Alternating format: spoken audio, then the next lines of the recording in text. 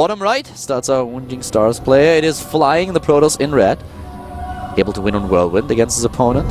And talking about the second Protoss in our game, we have him to the top left of Icarus. Is this Arthur in blue. Yep. Was a little bit overwhelmed in game number 2. Yeah, he got a little bit contained, then he went for the counterattack, which was smart. But then he waited just a little bit too long, and then he saw with his observer, he was like, I can't make this work. And then he just decided to try to play the later game.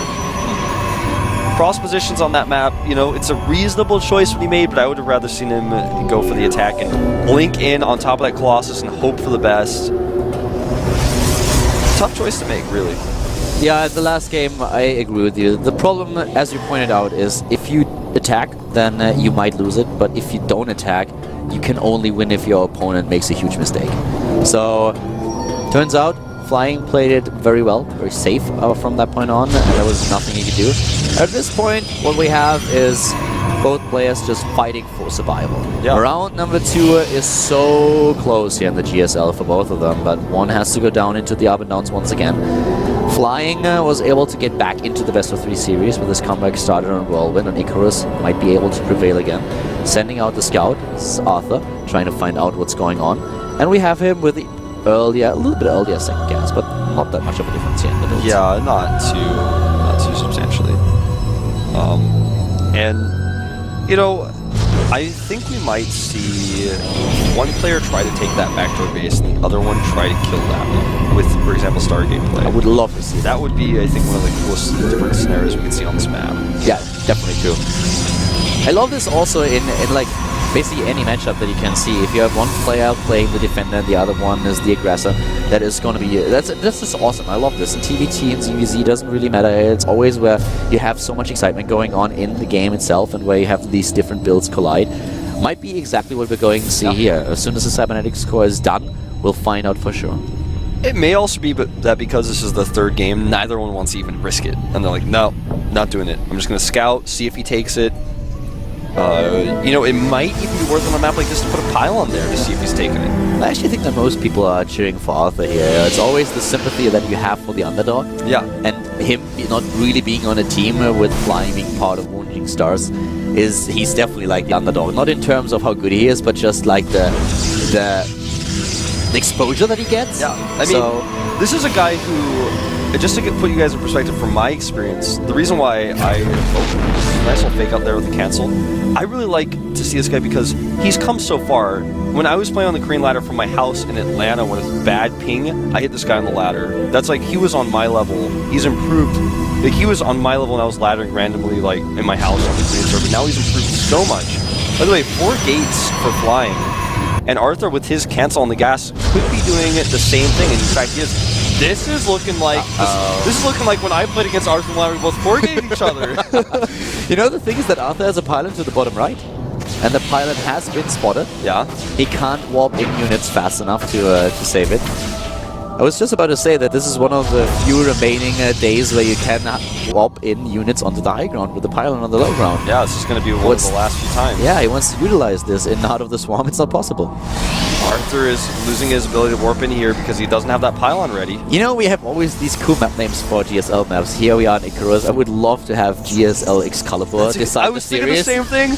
You and I are on the same page. I was actually going to make that joke earlier, but it wasn't appropriate, man. I was like, I was going to say that when we had the list of maps. I was like, too bad we don't have Excalibur. Well, it would give Arthur an unfair advantage, I think. Well, Flying is going to move out here and take out this pylon, which will further supply block Arthur. The pylon for him, though, has been spotted. I feel like Flying is ahead in this game, but both players are going to have to transition to make Robotics or Twilight Councils. Here comes the Twilight Council. We have him for Arthur.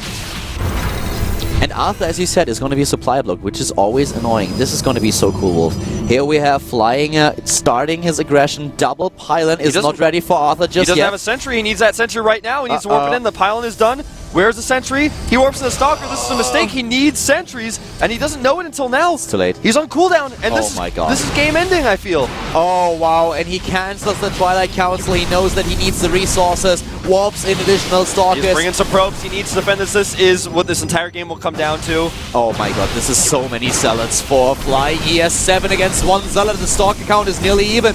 And here we have Flying killing one of the gates. Suddenly it's 3 gates against 4. Arthur's supply blocked as well. He can't make more units. The same is true of Flying, but he has a better composition for now. And if he loses a unit, he can replace it. He loses another gate if he isn't careful, and then he can't produce as much as his opponent. He's going to fight. It's supply blocked now, but here come those probes trying to push those Stalkers into a corner. But this is game. It looks like it's game, man. He just has way too much targeting down those Stalkers. Flying just making the better choice in this game. GG, and Arthur, he falls out. Flying takes it after being down 1 map early on in the series, is able to make this comeback happen. On Whirlwind, he started with an early win, and now he claims victory in the best of 3 with another map win on Icarus. Yeah, you know, you said it before, Flying. I mean, maybe Arthur is the fan favorite in some ways on an emotional level, but Flying is the one people most expected to advance. Yeah. And no big surprises here. It was close. It was really, really close. And I feel a little bit for Arthur here. He had it. He had the chance to take it. With this early win in game number 1, it looked good for him in the series. But, well, in the last game, some things went weird, you know? His pylon got scouted first. So he's a player first becomes supply block. Then his second pylon is scouted. He could become supply block while he's trying to tech. And Flying made extra pylons, and his pylon was scouted, but then it wasn't killed. No sentry. Yeah. He doesn't have the sentry. If he makes the sentry, he can actually defend this and keep his Twilight Council. As it is, we have a win for Arthur in the best... Sorry, a win for, of course, Flying in the best of 3 series. Arthur drops down to Code B once again. But we have more than only these 2 matches for you guys today. We have 2 more matches coming up in our early morning session. But before we start into game number 3, we are having a 5-minute break. So see you in a few. Get the GSL Code A in the first round.